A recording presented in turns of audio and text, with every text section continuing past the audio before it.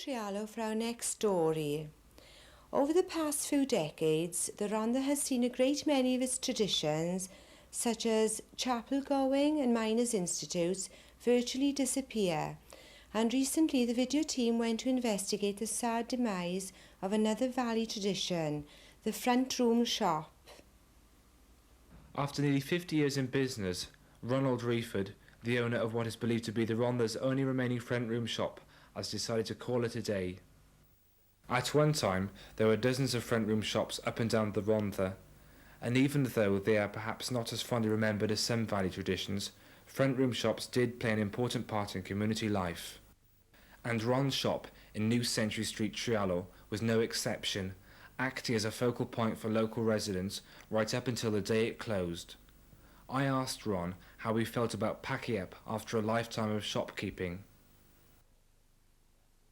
Well, it was hardest to finish than I thought to start with, because, I've been so used to doing it 7 days a week, 6 days a week, and one thing another, But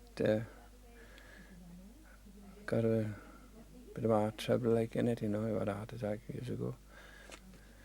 And, just got a bit beat like, Just can't do the job like I ought to do it like now, like really.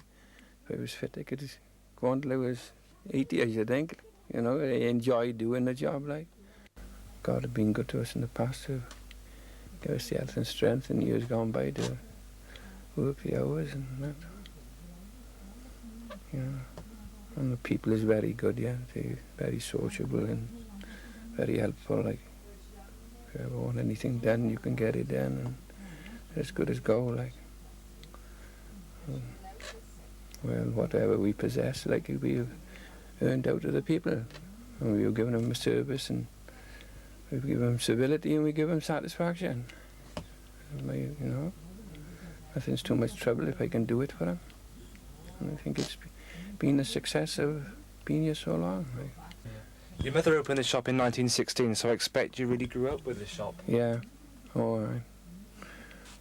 But in my younger days, me and my father, we used to work selling fruit and veg on the road, like, and my mother ran the shop, like. And my mother died then in 1947, and I got married, and my wife came here then, like. And I lost my father then in 1956, like, But since she's gone, I've been here ever since, like. But we've never done nothing else, only this job, like this, and fruit and veg. One final question for Ron. What did he think about supermarkets? I've never been in Tesco's in my life. I've been in the one in Tonrevel, and that is the only one, the Quick Save, I think it is. I got a friend of mine, he do run the fruit section there, I do call in there occasionally. But it is the come-in thing, of course, isn't it? Not for older people, but for the younger element, isn't it? The younger element, like, they fetched up with it, isn't it? It's a type of life, like. They comes here for their bits and pieces, like, what they can't get nowhere else, like. They have supported us here, fair play, like, they've been very, very good. But I don't think the future will ever be as good as the past, like.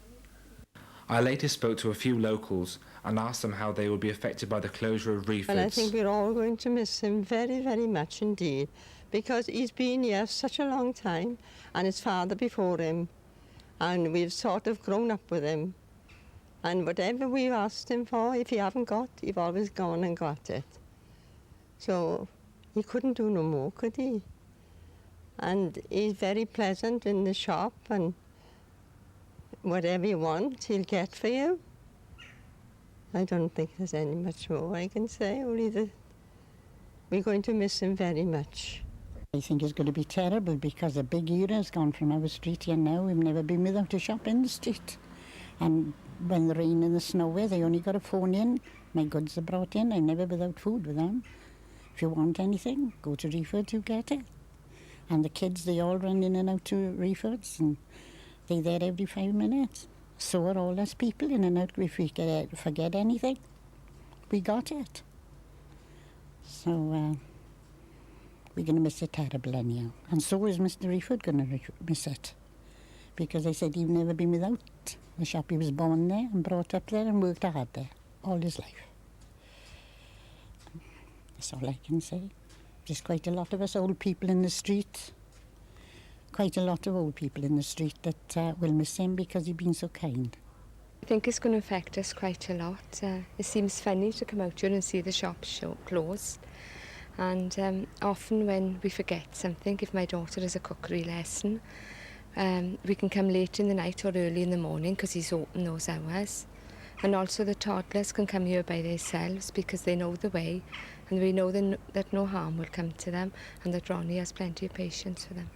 For our next item, we move across the valley to Tonypandy to look at the hectic hobby of Michelle Parish, a care assistant at the Porth Old Age Pensioners Day Centre who spends over 7 hours a day caring for her beloved collection of pets, which include, amongst other things, a buzzard, a monkey, tropical fish and a Nigerian pygmy goat called Dylan. In fact, there are so many animals living at Michelle's house in Bearer Road, Tonypandy, her neighbours have renamed it the Ark of Tonypandy. I spoke to Michelle and asked her how it all came about. Michelle, when did you first become interested in animals? Well, it all began when I was a young girl, really, about 2 or 3. I used to have things like goldfish and tortoises, and my father used to go away on business quite a lot, and he sometimes used to bring me pets back. And I think before that I used to have a small little sack of wooden animals, so I'd always been very interested, especially in snakes at a young age. So how did you manage to amass so many animals? Was it over 170 at last count? Well, that I think it's sort of multiplied within the last few years. Since I've been working, I've had enough money to be able to afford to keep them. I wouldn't have had them and not been able to pay for the bills. So it's really escalated since I've had the 2 jobs, I think. I believe there are a few interesting stories behind some of the animals. Yes, well, there's so many tales, really. I don't know whether you can see Bridget hopping around the little squirrel monkey. She was quite an interesting tale because she came from an experimental laboratory. They'd been very, very cruelly treated, psychologically and physically. Her tail had been cut off, and when I first had her, her little arm was covered in scars where they'd been injecting various makeup and chemicals into her arm. And at first, she wouldn't come to anybody. She was absolutely terrified, but I think gradually we're getting her trust. And Dylan, he's a little pygmy goat we have. He's one of our favourites. I went up to Oxford to get him on the train, and it was a terrible journey back because he wouldn't sit still, but eventually he stood on steps on my lap and just looked out through the window and brought him back on the train from Oxford, which was quite unusual. And there were the pygmy pigs. They came from Axminster in Devon, so Emma and Maria, a friend, we went to collect them in the train. And everything was fine, we got them onto the train, but we couldn't actually tell the guards that they were pigs. I don't think British Rail were too keen on pigs travelling first class. And halfway through the journey they became hot and they started grunting. So the girls had to pretend they had coughs and disguise the grunts. And then their snouts started poking through where the cardboard began to wear away. So we were sort of edging around the snouts and in the boxes. So it was quite interesting. And then we have a very sad tale really of Livia the sheep. She was savaged by some dogs in the woods. Some neighbours came down and asked me to go up and have a look at her, and I think she'd been there for 3 or 4 days. The cuts were very, very badly infected. Her throat wasn't cut, but there were bronchial tubes that were sticking out. We brought her back, and it was touch and go in the beginning. I don't know didn't know whether she'd live or not. And we had to stitch her up, and indeed she's coming on beautifully now. Wanders around as if she owns the place. And recently you had some new additions to the family. Yes, well, when was it, Emma? What day? Tuesday when we came home from Bali. Tuesday we'd been to the Hawking Centre to get a new falcon, and when we came back, the pig had actually given birth. She wasn't due until next week, but she'd, as animals are so unpredictable, she'd given birth to 15. Was it 15? No, 12. No, 12. 3 of them were stillborn. 1 of them was very sick, and we had a little runt. Well, he died eventually, but the other 7 are doing very well, feeding very well with mother. Most people find that keeping one pet is expensive, what with food and vets bills. So how do you manage to look after 170 animals? You mean expense-wise? Touch wood, I'm very lucky with veterinary bills. Most of them are quite healthy. There's just the routine things like inoculations, but you do sometimes have a mishap. I mean, things do get sick, and you have to be prepared for it. You have to keep some money for it. Feeding is very expensive, but my uncle's a butcher and he's very kind. He keeps me a lot of meat.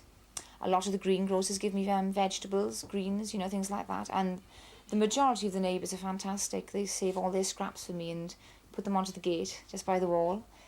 So it is expensive, but it would be even more so if people didn't help me out as they do. Yes. What of the future? Do you ever think your collection will be added to? There's a few things I'm keen on. I don't want to get too many more, you know, because it's quite difficult looking after the ones I've already got. But things that really interest me, I'd like to get a horse of my own one day. Not a great deal more, I don't think. Plus a few marmosettes and things like that. Yes. Something that's quite easy to keep. One final question.